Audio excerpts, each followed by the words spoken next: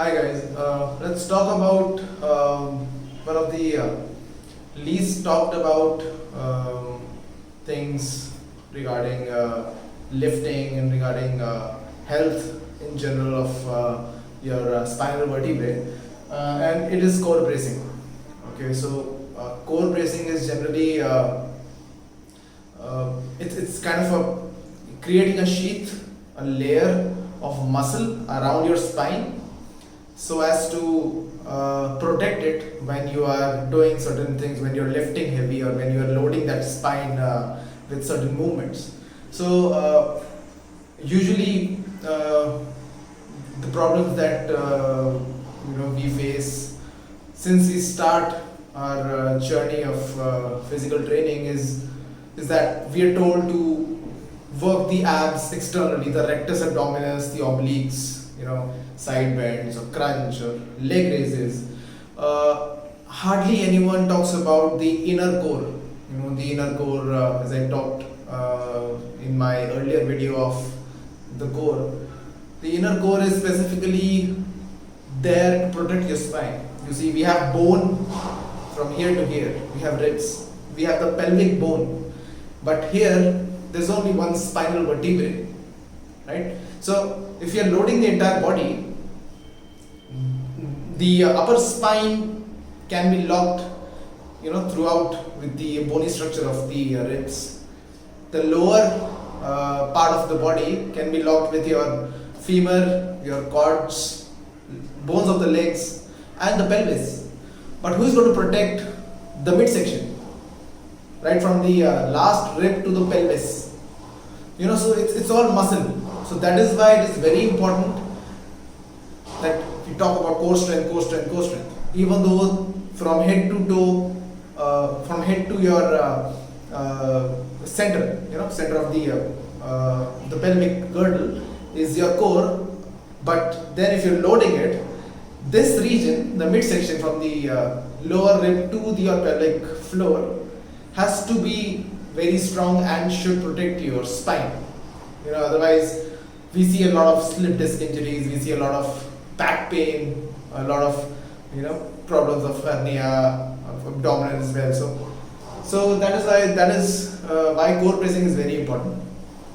So to start, what exactly is core bracing? Core bracing is generally a combination of proper breathing and locking your midsection so as to create a sheath of layer of transverse abdominis or inner core muscles or your natural weight belt around your lumbar vertebrae, the lower back or lower spine, to protect it whenever there's an impact or there's a loading going on. How to brace? If you see, step 1 is learning how to breathe. And in my breathing post, I'm going to post it down, post the link below. You see, breathing is generally performed by individuals in this way. We are shrugging and breathing. No one is breathing into their belly. Okay, so breathing is generally to be performed with your diaphragm. So it's diaphragmatic breathing.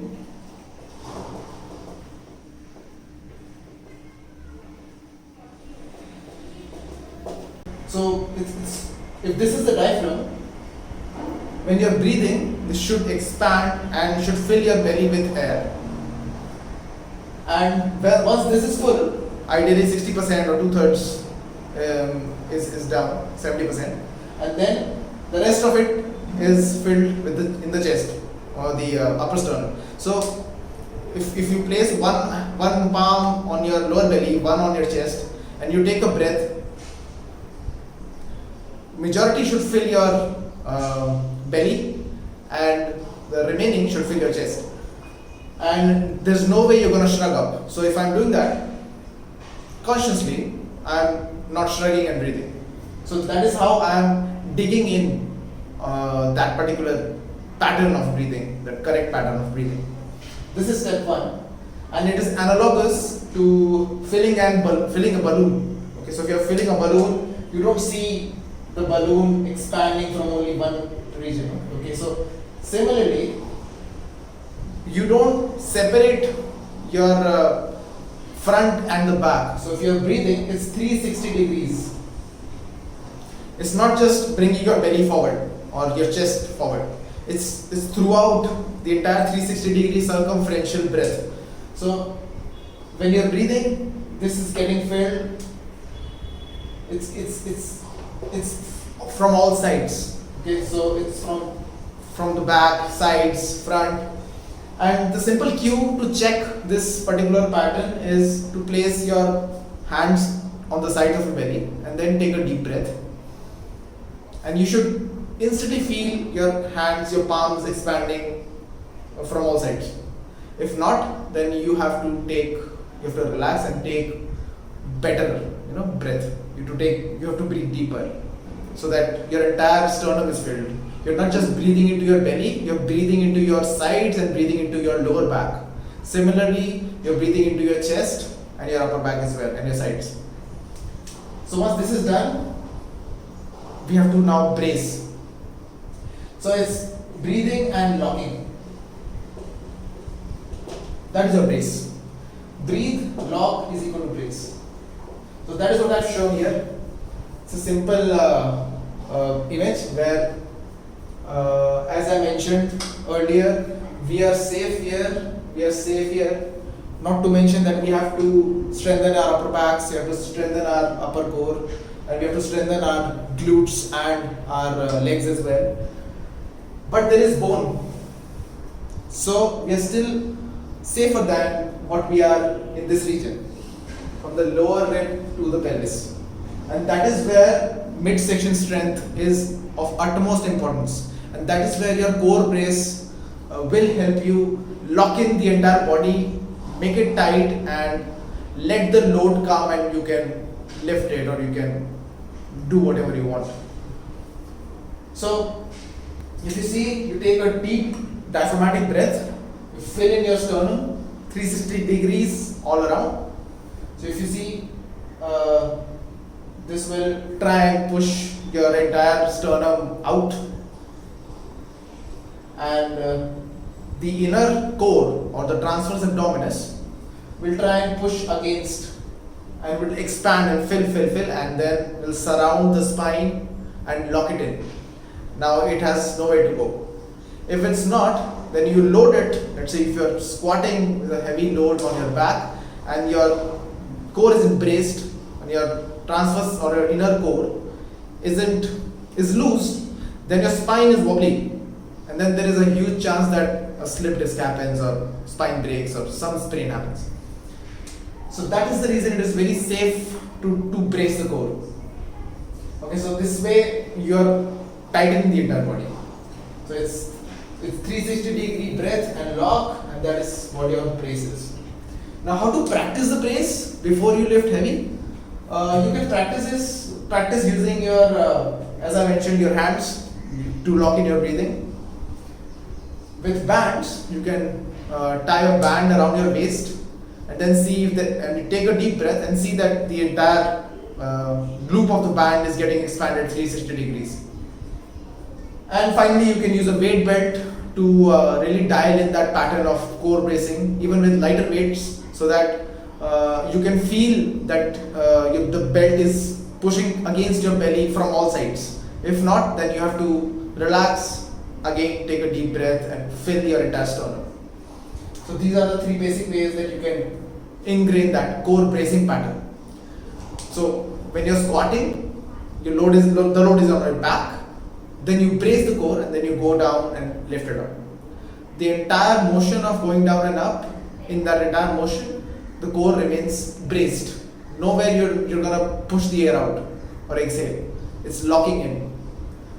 Similarly, in deadlift where the bar is on the ground, on the floor, you're getting into a hip hinge position, bracing as tight as possible, and then lifting it off the floor. In bench pressing or similar variants, you're bracing the core, re-racking it, unracking it, getting it down, pushing it up. So in the entire motion of squat, deadlift, bench or variants, your core remains intact. Once the squat, once you bring the weight up in the squat, now you can exhale, then re-rack it. Similarly in the deadlift, once you're here on top, you're safe because you're mechanically in the best position, so you can exhale it. Similarly in the bench, you're on top, you're mechanically in the best position, you can exhale. So that is how lifting should happen. Even with contact sports, whenever there's grappling happening in wrestling, or you have to make your moves, core bracing is very helpful with keeping your body tight and producing the most force with that tight body.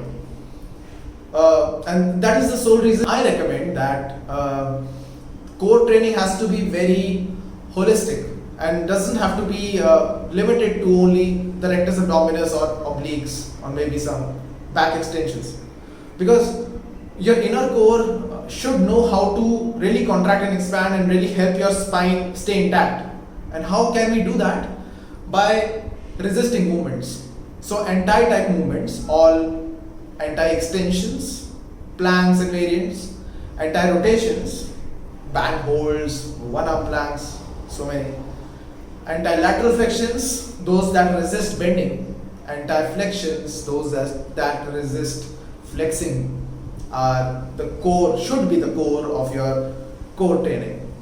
So apart from your direct ab work that you do, that is also very necessary, but the backup or the that ab training should be as an add-on to your holistic core training of anti-type movements or resisting the movements of the spine, so as to protect your spine when there is load or when there is impact. Okay, so guys, if you have any questions, please reach out related to core, related to any fitness, strength, cardiovascular conditioning or sports. You can drop in your comment. Thanks for watching.